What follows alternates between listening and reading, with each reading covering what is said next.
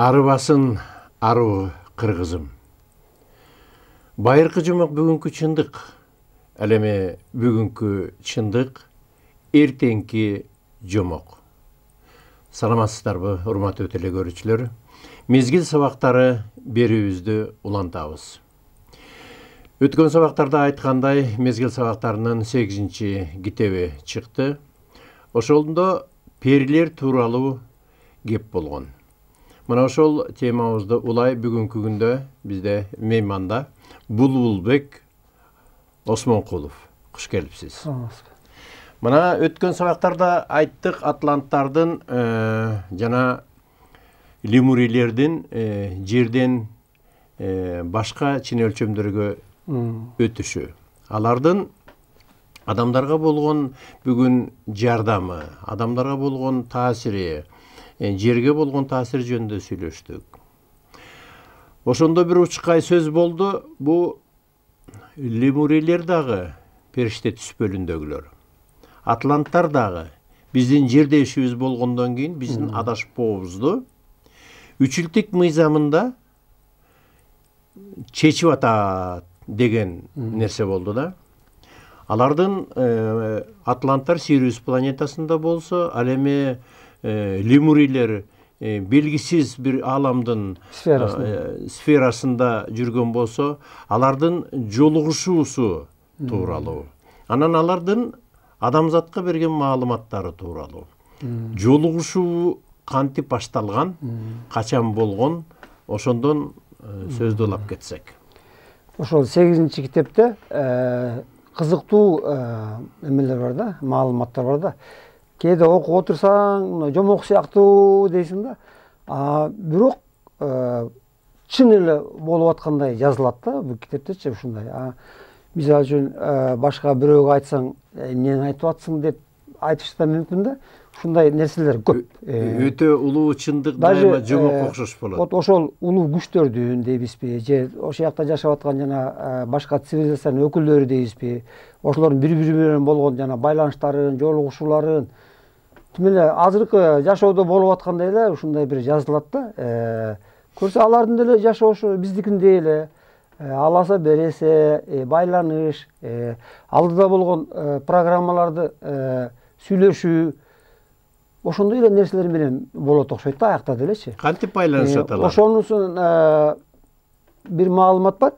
2017 жылы 17 октябрда дейт, 17 сааттан 17 минут өткөндө Сириус планетасынын, андай сфералар көп, Сириус планетасынын ар кандай сфералар. Агыш кызыл түстүү сферасында дейт, улуу жолугушуу болду дейт. Ал жолугушууга кимдер катышты дейт. Ал эң негизи Сириуста болуп аткандан ал жерде кимдер азыр жашап атат? Атланттар. Атланттар цивилизациясынан өкүлдөрү катышты дейт. Анан кийин мурда жерде жашап өткөн Лемурия цивилизациясынан келген өкүлдөр катышты дейт. И адамзатынан да барыш керек да өкүл болуп. Анткени ал жерде эмне маселе каралат?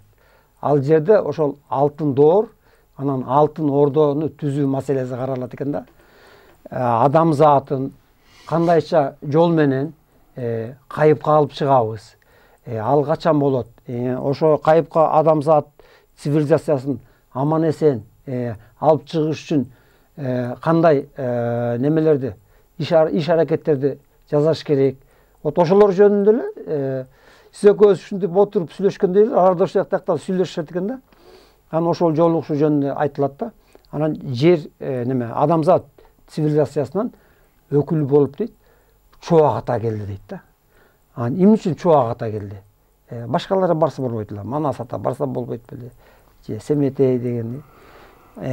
Анткени Чуагата арда болгон ролу дейт, эң биринчи жана сырнайза алып атпайбы? Сырнайзалардын кылган иши эмне болду? Сырнайзалар адамзатын улуу генетикалык синтезден өткөрдү. Вот ошо сырнайзалардын катылган жана энергиялардын күчү менен эмделбедикпи 2011 жылы. Вот ошол эмнөөнү 40 чоро 40 сын найзасы менен жүргүздү. Ошон үчүн адамдын ошол мындан аркыдагы синтезделүүсү улуу кемердин жанагындай эң күчтүү мойнуна жеткенге чейинки адамзатты басып отурган жолдо булар дагы кандай иштерди жасаш керек. Вот ошолорго Кыркчоронун башы болуп эң биринчи спектрде турган Чубак Чоро. Анткени Чубак Чоро эң биринчи Сырын Азияны кармаган эталон урук деп айтылбадык беле мурдагы передачаларда. Ошон үчүн Чубак Чоро ошол жерге барыш керек болчу дейт да. Чубак Чоронун аткара турган кызматы мындан ары адамзаттын кайыпка алып чыгыш үчүн чоң ролду ойногондуктан ошон үчүн адамзат дүйнөсүнөн, цивилизациясынан Чубак Чоро өкүл болуп барды дейт. Анда кызыктар көп. Атланттарга лемуриялыктар өйдөңкү сферадан түшүп келди дейт. Алар өйдөңкү сферадан ылдыйкы сферага түшүш үчүн дейт. Жана мурдагы айтылгандай медерлерин алар ирилентиш керек болгон дейт да. Анткени алар жашаган сфера өтө майда медерлерден турган күчтүү оттордон, жыштыктагы оттордон турган сфера дейт да.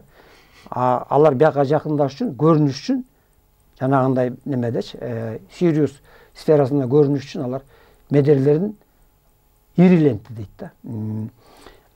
Чубак Ата болсо кайда келди? Чубак Ата болсо галактикалык өзөктүн ортосунан келди дейт.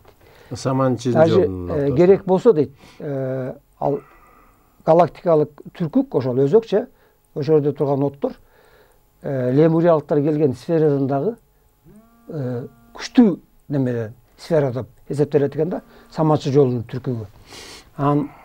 Ошо Чубак келгенде дейт, тигилер биринчи неметкен жок дейт, бул кийим, бул эмне үчүн келди деп лемуриялыктарына жактырбагандай кылып, анан кийин атланттар ортого түшүп айтыптыр. Ай, лемуриялыктар, силер билесиңерби? Жердин үстүндө жашооңарда өзүңөрдүн кызматыңарды Теңирдин алдында аткара албай калып, анан силер кетип калгандан кийин айла жок жер катып калганда, анан катуу денелүү болуп жерге биз келбедик беле, атланттар. Анан кийин биз дагы силерге окшоп немебизде катачылык кетирип анан биз да жерден куулганда, анан мына ушулар келген. Бул ошол азыркы цивилизациянын өкүлү. Ал өкүл болгондо дагы булардын аруулуктары ушунчалык өйдө болгондуктан бул азыр Чубак Ата галактикалык өзөктүн борборунда турат. Керек десеңиз, бизден дагы күчтүү, бизден дагы ыйык келген сферада турат деп анан кийин Чубак Атаны тааныштырыш дейт.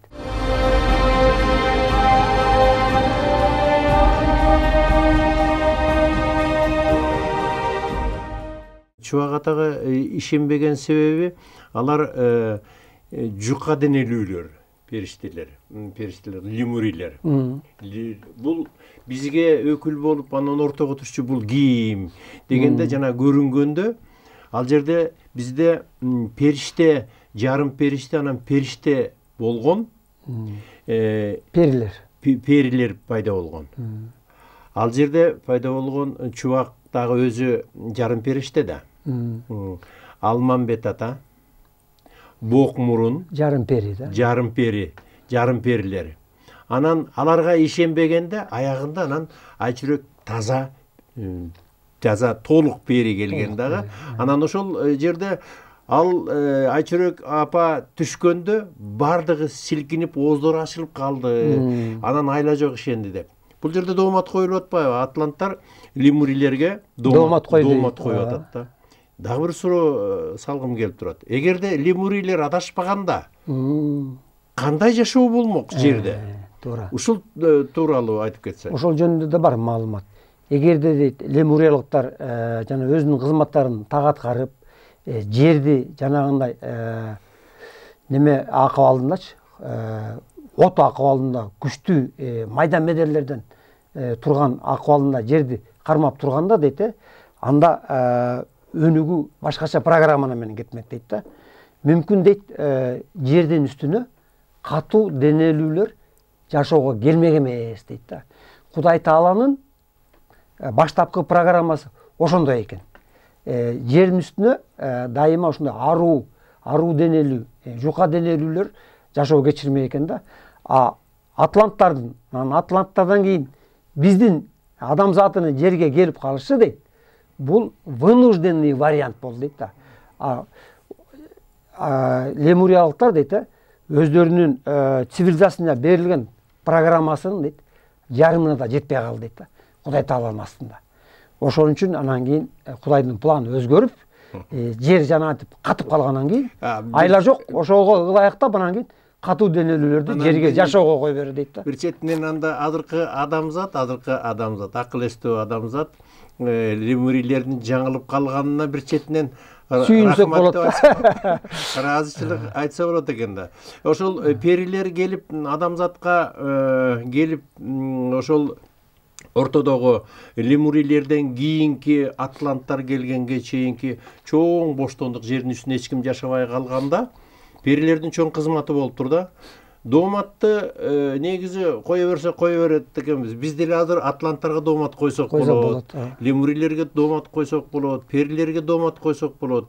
Себеби дегенде мынакы бүгүнкү күндө адамдын денесин азыктандыруу үчүн жеген тамакка кеткен энергия ушунчалык адамды уйкусуратат да.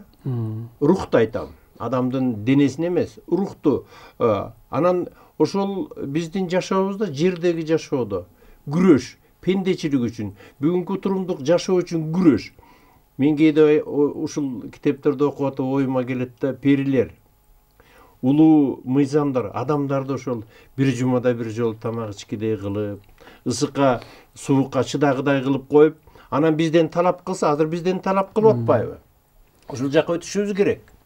Ушул жака силердин кызматыңар чоң, адамзатынын кызматы чоң. Ошон үчүн силер мындай кылышыңар керек, тигиндей кылышыңар деген көп мыйзамдарды, буйруктарды берип атпайбы?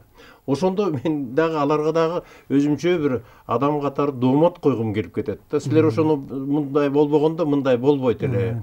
Балким адамзат башка бир чен өлчөмдөргө, башка башка дүйнөлөр көрүп жашайт элек. Башкача дегендей да. Мына ошол атланттар менен лемурийлердин жолугушуусунда өтө чоң силкинүү болду дейт. Силкинүү болду дейт. Атлантида, Сириустагы кош жылдыздын кызыл этегине жетип калган атланттар, анан жогору жактан түшүп келген ошол этегине, алкагына жетип калган лемурийлерге кошулуу, биригүү өтө оорго турду деген нерсе бар экен. Ошо сиз айткандай жана жогоруда медер ирилентүү кыйыныраак болот экен да, майдалаганга караганда. Ириленүүсү. Ошол жерде жерден барган аталардан өмүр бою түбүлүктүү бир ата бар экен, ал Кыдыр ата экен. Эми ал Кыдыр ата жөнүндө жана убакыт жөнүндө сөз кылганда айталы. Азыр бир мен түшүнүк берип кетейин телекөрүүчүлөргө. Биз айтып атпайбызбы? Адамзат, атлант, анан кийин пери, анан кийин периште түспөлдүүлөр деп. Булардын айырмасы мындай экен да. Мисалы үчүн адамдар, биз адамзат, биз руктан турабыз, анан денеден турабыз. А бирок биздин денебиз катуу заттан турат. Эмне үчүн катуу заттан турат? Анткени ал ири медерлерден турат да. Эгер медер түшүнүгү менен түшүндүрсөкчү, ири медерлерден турат. Бирок анан бизден атланттар турат экен. Биз эң ылдый кыз экенбиз. Биздин мен айтып кетейин ушул нерсени. Улайсың алтыным, улайсың. Айтайын дегеним, биз деген катуу денеден турганыбыздын себеби дегенде бизди топурактан жаралган деген бул сөз бар, бул дагы бул чындык. Жердеги адамдын денесиндеги жерде кандай гана зат болбосун, толугу менен 100% адамдын денесинде ошолор бар. Ошол жөнүндө бул китепте мынтип айтылат. Кайсыл планетада жашаган жашоочу болсо дейт, ошонун денеси дейт, ошол планетаны түзгөн заттардан турат дейт. Биздин планетаны түзгөн заттар кайсылар? Топуракта. Топуракта жана Менделеевдин таблицасындагы элементтерден турат топурак туурабы? Значит, биз дагы, биздин денебиз дагы ошол эле заттардан турат. Атланттардыкы дагы ошол эле заттардан турган, ушул эле элементтерден турган. Болгон айырмасы алардын атланттардын денесиндеги медерлердин кыймылдуу акыбалы биздикине караганда майдараак болгон. Айтып атпайбызбы? Адамдар дейт, 7-чи медерине чейин кыймылдатканга мүмкүнчүлүгүбүз бар экен. Сиз экөөбүздүн. Эмне үчүн? Атланттар болсо 11-чи медерине чейин майдалаганга алар ошондой болуп Кудай Тааладан жаратылышкан дейт да жерге.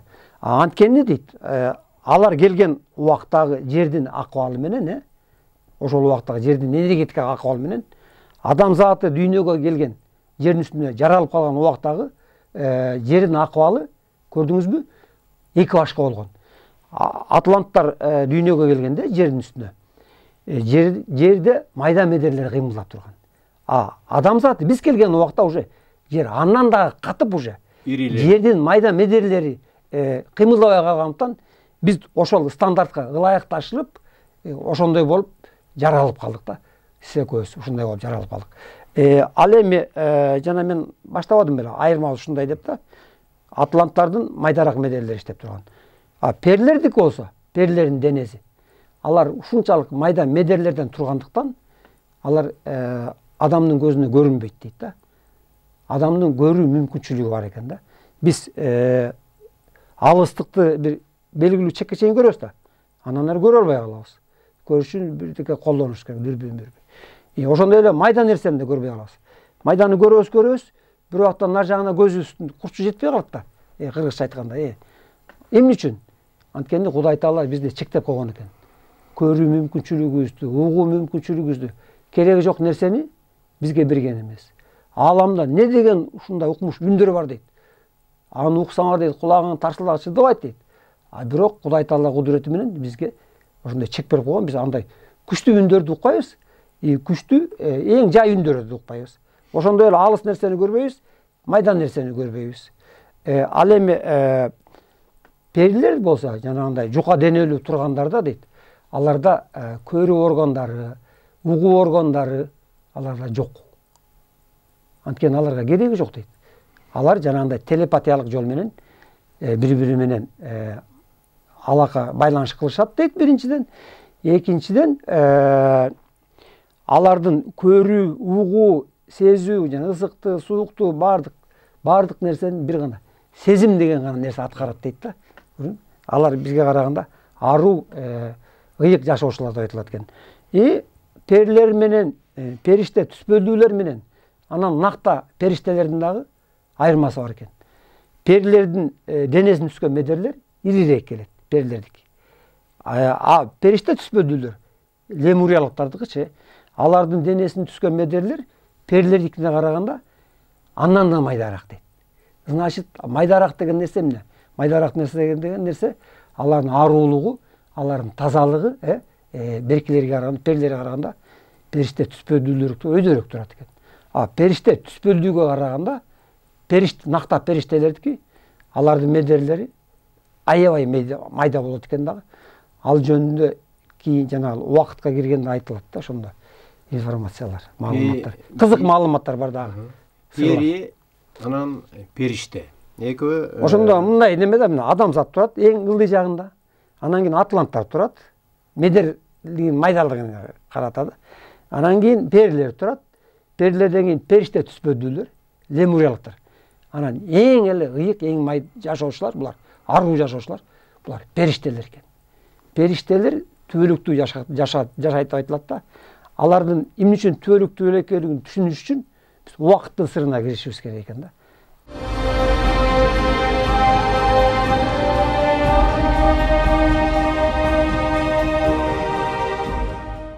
Периште түспөлдүүлөр.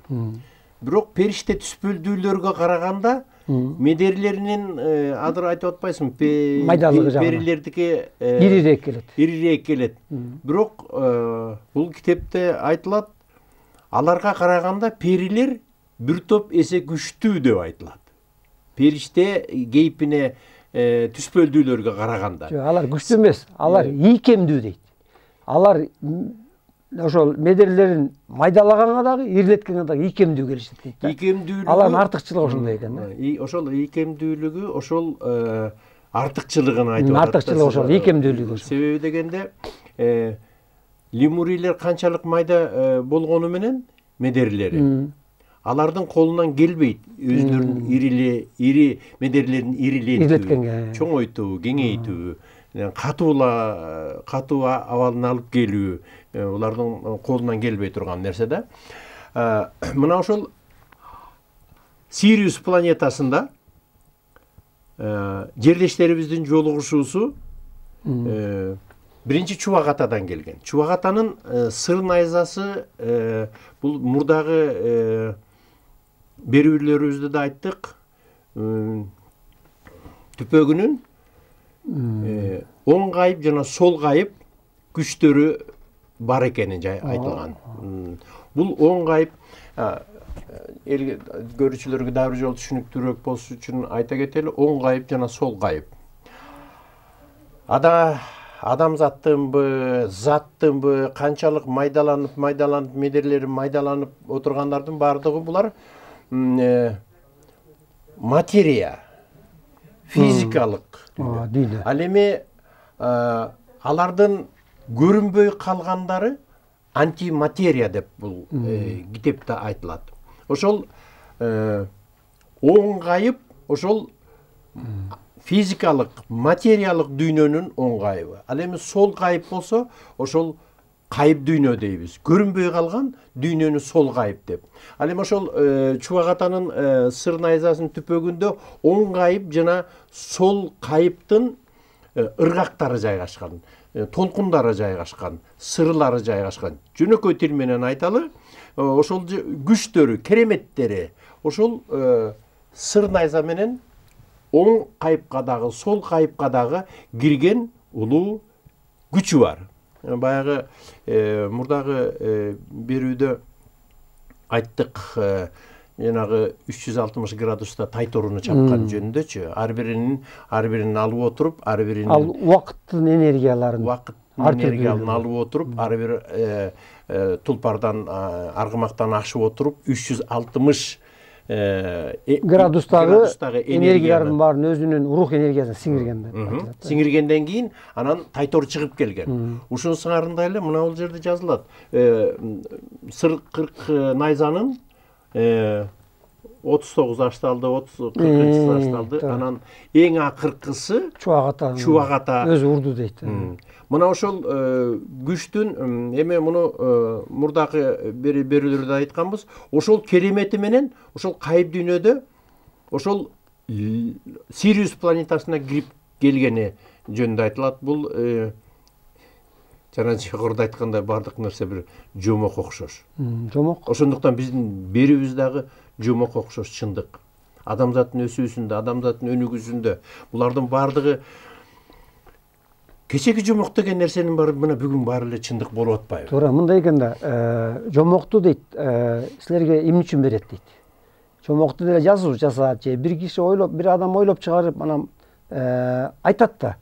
Ал бир чети ошол адамдын өзүнүн фантазиясы, а экинчи четинен ошол жомокто боло турган, айтыла турган нерселерчи, окуялар ошол жомокту жазган же айткан адамга өйдөнкү көрүнбөгөн ааламдан дейт, дер сезимине салынат дейт. Ал ошону сезет дейт. Ушундай нерсе болот экен депчи. Анан ошонан ал жомок кылып айтат дейт. Эмне үчүн ошол жомокту Кудай Таала бизге берип атат? Жомокту биз кимге айтабыз? Жомокту кичинекей балдарга айтат, туурабы? Ошол балдарыбызды биз көрсө, кийинки боло турган чындыкка даярдайт экенбиз да, сиз айткандайчы. Кечеги жомок бүгүнкү чындык болот атпайбы? Ошон үчүн жомокту биз балдарыбызга айтканда, биз ошолорду эртеңки боло турган келечекке бир чети даярдайт экенбиз да. Ошон үчүн биринчи баардык нерсе жомок сыяктуу болуп түшөт экен да ааламдан. Мына китептерде айтылган нерселердин баары азыр айтсаң жомок, туурабы? Бирок мунун баары боло турган иш. Бул Кудай Тааланын улуу программасына кирип калган үчүн, ушул нерселер, маалыматтар адам затына керек үчүн, ошон үчүн берилип атат. Болбосо бизге кереги жок болсо, бизге эмнеге берет андай нерселерди? Жанагындай эле биздин ошол эволюциялык жолубуз катасы жок, түз уланып, Кудай Тааланын деле каалаганы ошол экен да. Деле жамандыкты каалабайт бизге. Бизди тескерисинче алдыга өнүгүп турсун, түз өнүгүп турсун деп айтат да. Адамдардан. Ошон үчүн жана жомокторду дээр сезимибизге салып, биринчи жомок кылып жиберет экен.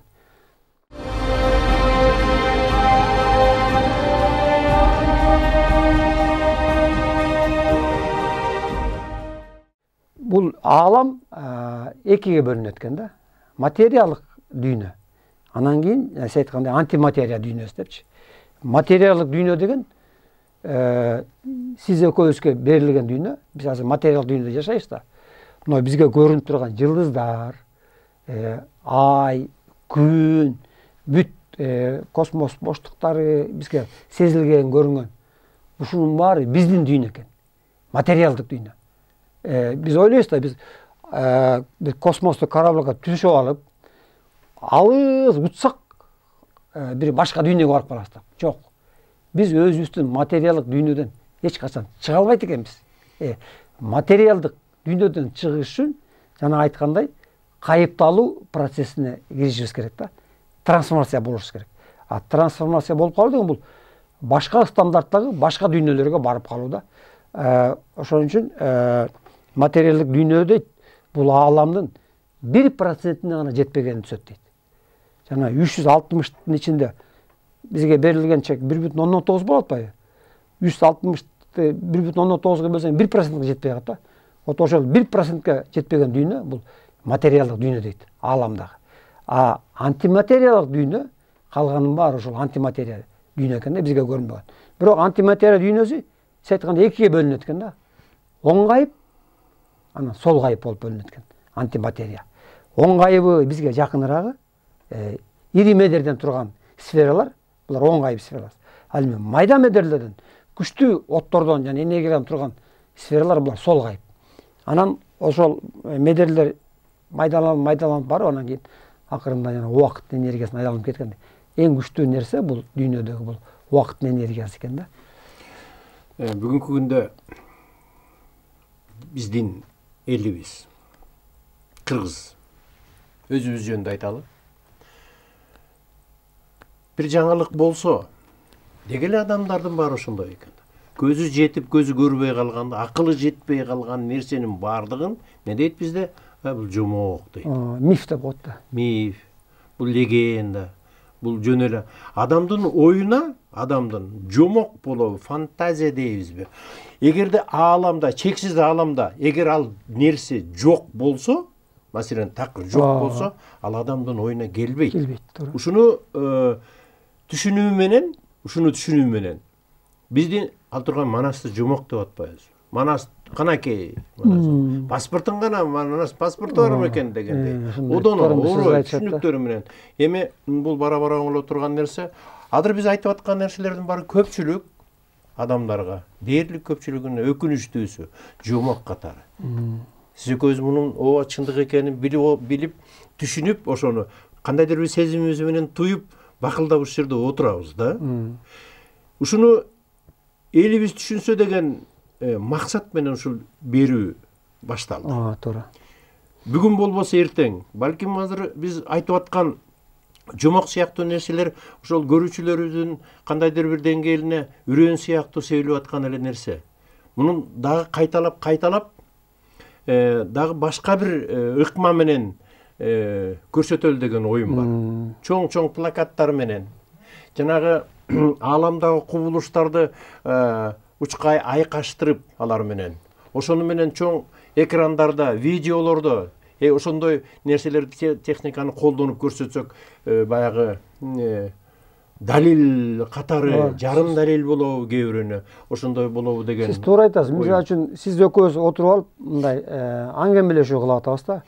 Эгерде ушул эле маалыматтардычы, мисалы үчүн мен мындай доска болсо, доскага чийип, жазып, тартып түшүндүрсөм, мүмкүн мындан дагы таасири күчтүүрөөк болот эле. Түшүнгөнгө жеңилирээк болот эле.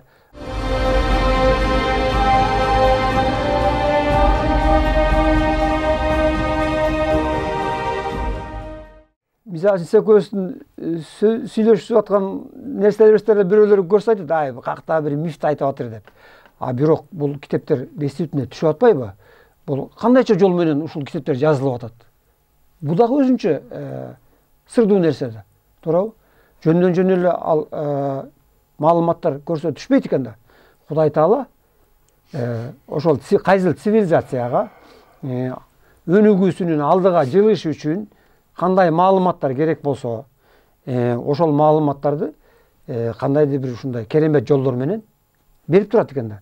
Мурда да мындай ыйык китептер түшкөн, мурда ыйык китептер көп да, жана пайгамбарларга түшкөн китептер бар дегендей. Ошол эле сыяктуу мына Кыргызда аян деген түшүнүк атам замандан бери болгон. Даже керек болсо мурдагы биздин ата бабаларыбыз дейт, мындан 100 жыл, 200 жыл мурда жашаган ата бабалар азыркы силерге караганда дейт, алардын аруулук деңгээли жогору болгон дейт. Алар мындай илимий техникалык прогресси өспөгөнү менен дейт, алардын духовный өнүгүүсү, духовный развитиясы бир топ эсе өйдө турган. Алар керек болсо керектүү нерселерди, маалыматтарды тияктан көрүнбөгөн дүйнөдөн алып турушкан. Ойлы адамдар көп болгон. Азыр дейт силер дейт, материалдык дүйнөнүн көйгөйүнө баш балдак атып кирип кетип дейт. Ошодон чыга албай дейт. Медерелериңер ириленип баратат дейт. Көрдүңүзбү? Вот ошол коркунуч экен. Таптакыр катырбаш керек. Ошон үчүн катырбаш үчүн ушундай духовный азыктарды, ушундай илим катары, ушундай китептер катары, маалымат катары ушундай берип турат экен да Кудай Таала. Вот ошол көрсө жана медерелерибизди биз ушул маалыматтарды окуп, сезимдерибизди козгоп, оюбузду күчтөнтүп, медерелерибизди дагы майдалатсак, ошондо биздин аруулугубуз дагы жогорулайт экен да. Аруулук деген ошол канчалык медердин майдалануусуна жараша болот экен. Медериңиз, майда медериңиз иштеп турса, значит сиз аруу адам болот экенсиз да. Нур чыгарат экен даже денесинен кээ бир адамдар. Бул адамдар чындыгында эле бардыгын өзүнүн техникага берип койбоду. Өзүнүн мүмкүнчүлүктөрүн баары материалдык дүйнөгө аябай сүңгүп кеттик да. Техникада ошону өсүү жөнүндө. Перилерге кайтып келсек. Перилердин чоң дагы бир чоң кызматы ошол кездеги жанагы атланттар менен лемурийлердин ортосундагы аралыкта жердеги пирлерди даярдап кеткен. Пирлер, оттун пир дейбиз, жылкынын пири, теги чаян перен, зеңги баба дегиле пирлер бар го. Пирлер көп. Ошолордун бардыгы жердеги жашоолордо ошол адамдын, табияттын, жаратылыштын, тоонун, таштын, суусун дегеле бардык жандуулардын медерлерин ириетке салып туруучу пирлерди даярдап кетиптир. Мына ушул жөнүндө сөздү улайлы. Жердин үстүндө жашоо жок болгондон кийин пирлердин кызматы дагы кереги жок болгондо пирлер эмне үчүн кызматка келет экен? Вот ошол качан планетада жашоо башталганда ар кандай өсүүлөр болот да, адамзаты, кубулуштар бар, жаныбарлар, өсүмдүктөр, суулар дегендей. Пирлер деген дейт, ошол ар бир нерсенин өзүнүн матрицалык энергиясы болот экен да. Мисалы үчүн эркек адамдын матрицалык энергиясын Шаймерден, жигиттин пири Шаймерден көзөмөлдөйт. Жылкыныкын болсо Камбар ата, жана жаан чачын, жана андай немелердикин чагылгандардын Гүлдөр ата деп ар бир нерсеге пир коюлган экен да. Вот ошол жашоо баштала турган болгондон кийин перилер билген, что перилер кеткенден кийин жерде жашоо башталат. Жерде жашоо башталыш үчүн вот ошол жашоону контролдоп, көзөмөлдөп туруш үчүн кандайдыр бир күчтөр керек да. Ар бир кубулуш, ар бир зат, ар бир адам, жандык, жансыз баары ар башкача энергиядан турат экен. Вот ошол ар бир энергиянын матрицалык касиети болот экен да. Бардык энергиянын. Вот ошол матрицалык касиеттерди көзөмөлдөп, вот ошол матрицалык касиетти кармап турган ошолор пирлер экен да. Мындайча айтканда, көзөмөлдөөчү энергиялар дейт. Булар Кудай Тааланын астында кызматка турушуп, анан ошол нерселердин баарын көзөмөлдөп турат экен. Ошо цивилизацияда болуп аткан өзгөрүүлөрдү бүт баарын жөнгө салып, Кудай Тааланын астында башаламандыкка жол бербей, бүт көзөмөлдөп турган ошо пирлердин жумуштары дейт да. Бул китепте дагы айтылат, матрица, адамдын матрицасы, адамдык матрица, бардык нерсе медерлер майдаланып кете берет экен да. Ал эми адамдын өзүнүн берилген рух матрицасы бул өзгөрбөй турган нерсе. Ал рух энергия. Рух энергиясы өзгөрбөй. Алар ушул кайсы чын өлчөмгө кетсе дагы, ал өзгөрбөй турган матрица деп айтылат да. Анан ошол пирлердин биз баарына ат коюп алганбыз, кыргыздар баарына. Бул ат качан түшкөнү ошол эле жер каймактаганда түшкөнбү же атланттар муну кантип ат коюп кеткен, пирлердин бүгүнкү аттары бар.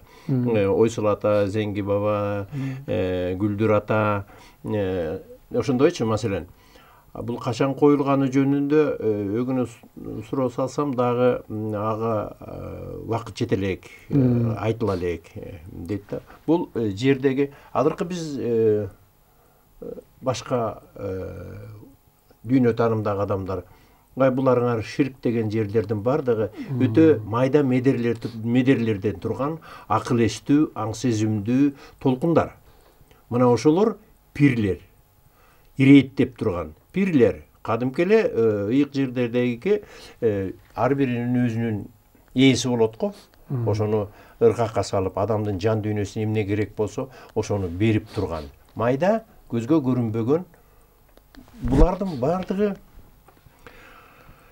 негизи перилер ушуну орнотуп кетиптир. Себеби дегенде кийинки келген адамдардын кандай деңгээлде өзгөрүп кетээрин, кандай жерде бузулуп кетээрин, кандай жерде башка абалга түшөрүн мурдадан билген.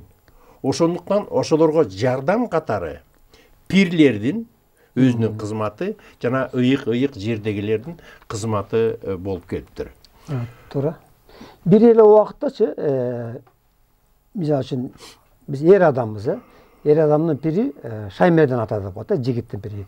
А бирок биз мисалы үчүн жумуш кылып атканда, мисалы үчүн жерди иштеп атсак бизди баба дыйкан колдоп турат. Мисалы үчүн кыймылдап аттын үстүнө минип баратсак бизди Камбар ата колдоп турат дегендей. Машинеге түшүп кетип баратсак, жана жол жүрүп баратсак, жолдун пири жоламан, кыймылдаган нерсени желдин пири жел кайып деген. Бир эле убакта бизди көп түрлүү пирлер көзөмөлдөп турат. Бирок ошолордун баарынын немеси энергиялары бири-бирине шайкеш келип туруш керек да. Шайкеш келип туруш керек дейт да. Энергиялар жогорку шайкештүүлүктү иштеш керек дейт. Мисалы үчүн оору эмнеден пайда болот? Адамда оору. Жашоо процесси жүрүп аткан дене клеткада жазык жок дейт. Ойлонуубуз менен бузулабыз дейт. Ой менен. Мисалы үчүн тамак иштейм, анан кийин ал тамак сиңип атат. Анан мен ошол убакта мен бир туура эмес жумуш жасап, бир туура эмес ойлоп, же ичип аткан тамагымдычы, көбүрөөк ичип койдум, бул мага сиңбей калыптсың. Сиңбей калат, көрдүңүзбү? Оюңуз менен жанагы ошол иштеп аткан энергияларды, тамак сиңирүүдө иштеп аткан энергияларды сиз иритип жибердиңиз дагы, тамагыңыз сиңбей калат. Бардык нерсени буза турган ой экен да. Оңдой турган да кайра ой экен. Адамдын ою. Адамда болгон эң күчтүү жана майда медерден турган энергия бул ойдун энергиясы экен да. Жөнөкөй тил менен айтылганда оорулардын пайда кыла турган нерсе бул адамдардын кетирген кемчиликтери. Мындайча айтканда, кемчилик деген ошол күнөөлөрүнөн дагы, кемчиликтеринен, каталарынан чыккан нерсе. Мындай жалпак тил менен айтканда. Туура. Мисалы үчүн биздин денеде болуп аткан процесстерди, жашоого керектүү процесстердин баарын көп түрдүү баары энергиядан турат экен. Баарын энергиялар аткарат да. Ар кандай түрдүү. Мисалы үчүн бир эле адамда 100 түрлүү, 1000 түрлүү энергия азыр иштеп атат да. Табигый түрдө дейт, алар бири-бири менен шайкештүүлүктө дейт, гармонияда иштесе дейт, алар жаңылышты кетирбейт дейт. Көрдүңүзбү? Табигый түрдө. Анан биз өзүбүздүн жана сиз айткандай кыймыл аракетибиз менен, напсибиздин азгырыгы менен, туура эмес сөзүбүз менен, туура эмес ишибиз менен, туура эмес оюбуз менен ошол энергиялардын гармониясын бузганда алар табигый акыбалын жоготот дагы, чарпышуу башталат. Энергиялардын чарпышуусу. Ошол энергиялардын чарпышуусу терс энергиялар пайда кылат дагы. Анан кийин организмдеги же психологиядагы энергияларды бузуп, анан ар кандай туура эмес нерселерге алып келет да. Мисалы үчүн акыл эстин адашып кетишине, же болбосо дененин ооруп калышына, бүт баарын дейт, өзүңөр дейт, сурап аласыңар дейт. Табигый түрдө баардык нерсе жакшынакай болуп шайкештүүлүктө болсо дейт, оору да болбойт да силерде. Ишиңер дагы алдыга жылы берет. Баарын бузуп алаткан өзүбүз экөөбүз. Оюбуз менен далбастап, тигини кыла коеюн, муну кыла коеюн, тияктан муну тартып ала коеюн деп, анан кийин өзүбүздүн кыймыл аракетибиз менен баардык нерсени бузат экенбиз да.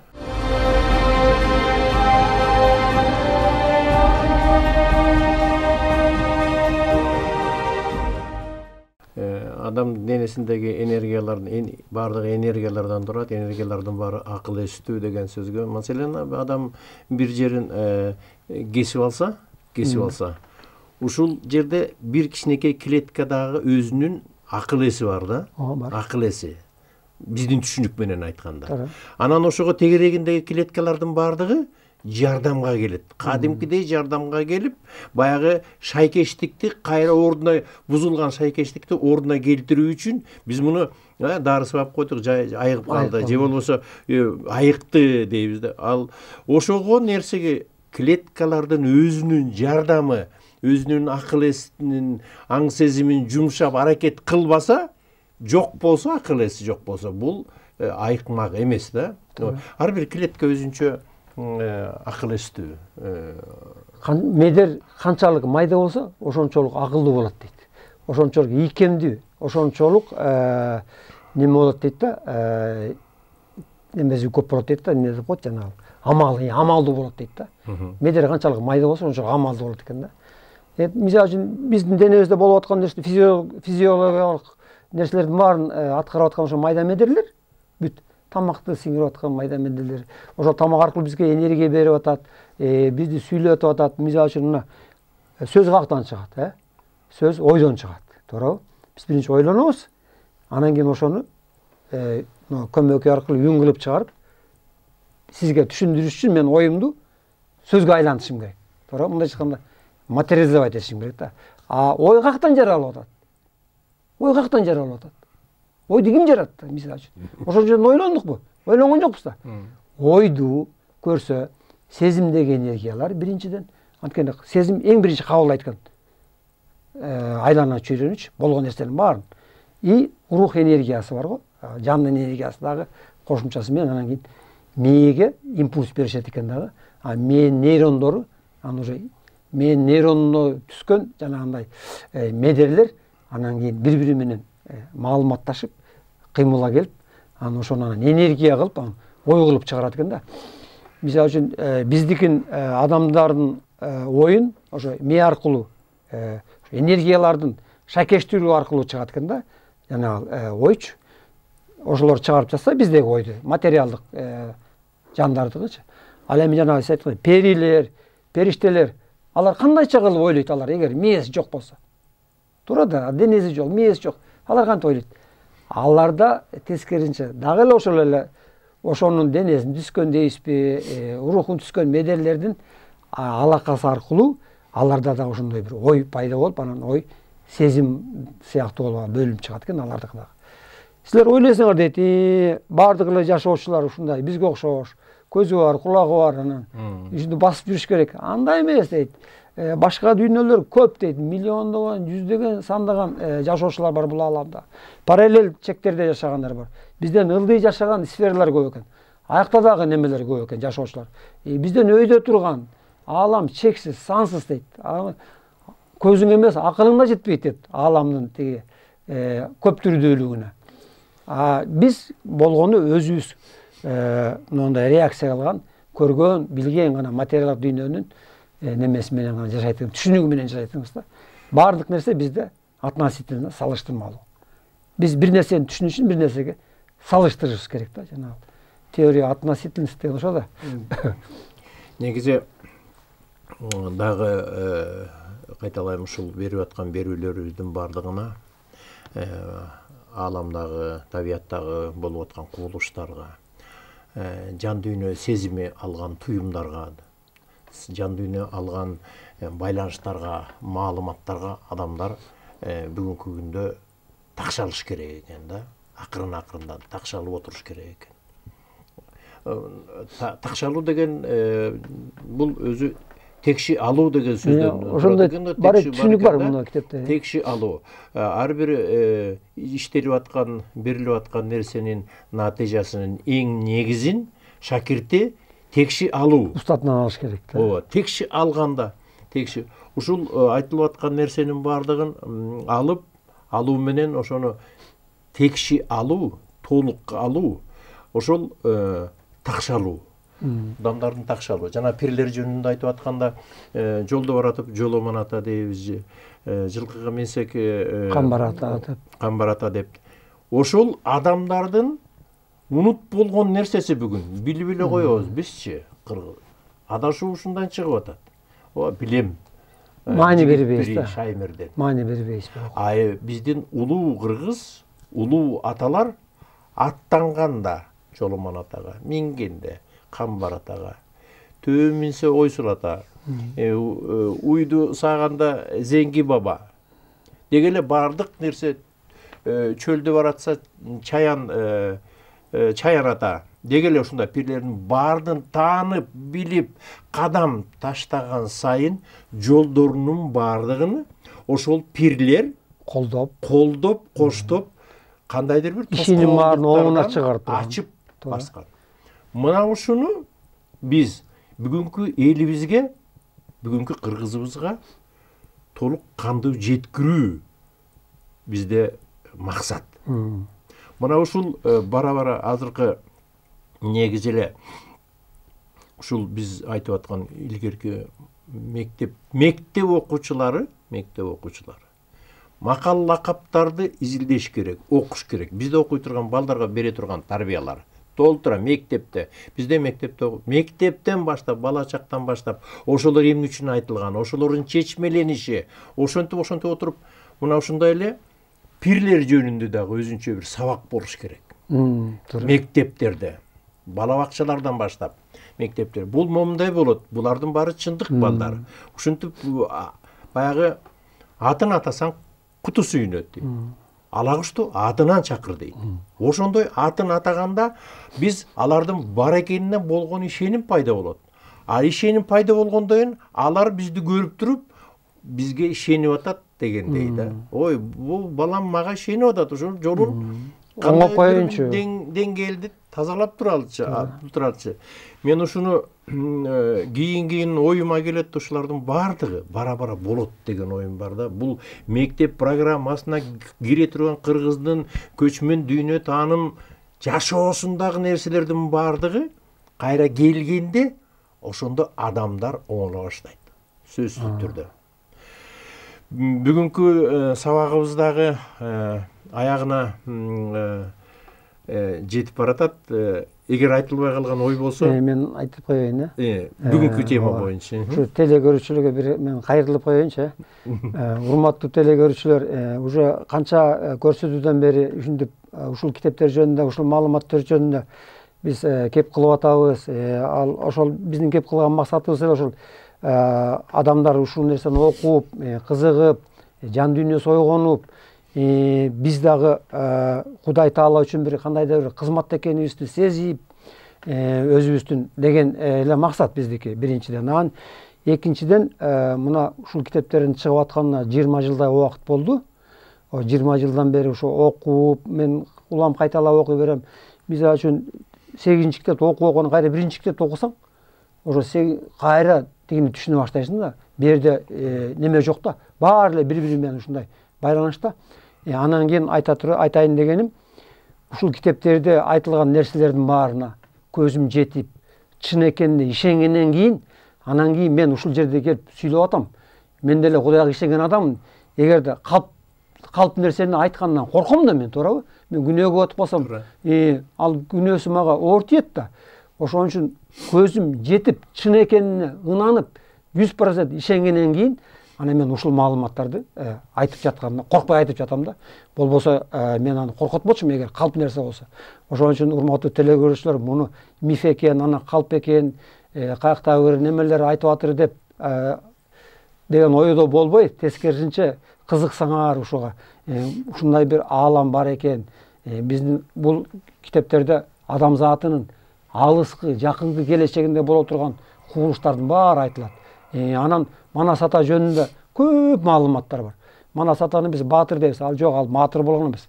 Манас ата керек болсо галактикалык масштабта Кудай Тааланын астында кызмат кылган ушундай бир неме экен да, рух, улуу рух деп айтылат экен да. Ошону айтып коеюн дедим да.